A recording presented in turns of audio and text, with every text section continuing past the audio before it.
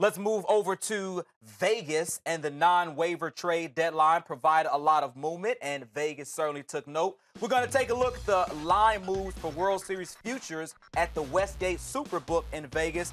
Check out the Dodgers. They went from 5-2 to 9-4. Astros are now 5-1. You see the Yankees and Cubs. Tim, what stands out to you? You know, I think that the Dodgers obviously are overwhelming favorites. They've won 70% of their games.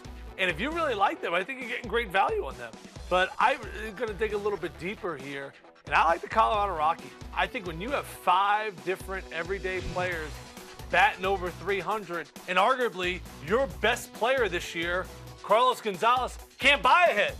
Batting 227 with only 6 home runs. If he ever starts to come around, look out. I think they have some superstars in this lineup. And at 20-1, oh boy, I'm getting a tremendous value. Obviously, they're pitching. There are a couple of young guys, a couple of guys really having career years. The bullpen has been much improved. And we've seen in the playoffs how important bullpens are. But I think they're athletic. Obviously, they have a leadoff guy in Charlie Blackmon that can get on base and also make things happen. They move runners. You know, we go back and look at all the great Rockies teams. All those guys are big home run hitters. They don't have a guy on this team close to hitting 30 home runs.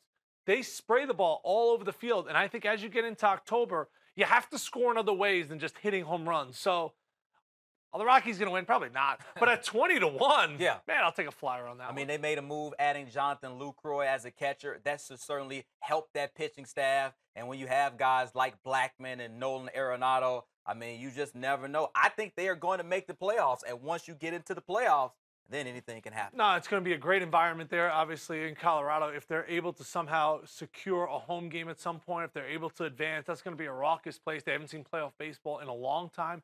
And we've seen Colorado before get on win streaks, and all of a sudden, when their bats get hot, look out. Yeah, I mean, when you look at Holland, the closer that they have, one of the best in the league, so you don't necessarily have to have your guys go 6 innings or 7 innings. If you get a guy to go 4 or 5 and can get it to Holland, he should be able to shut it down.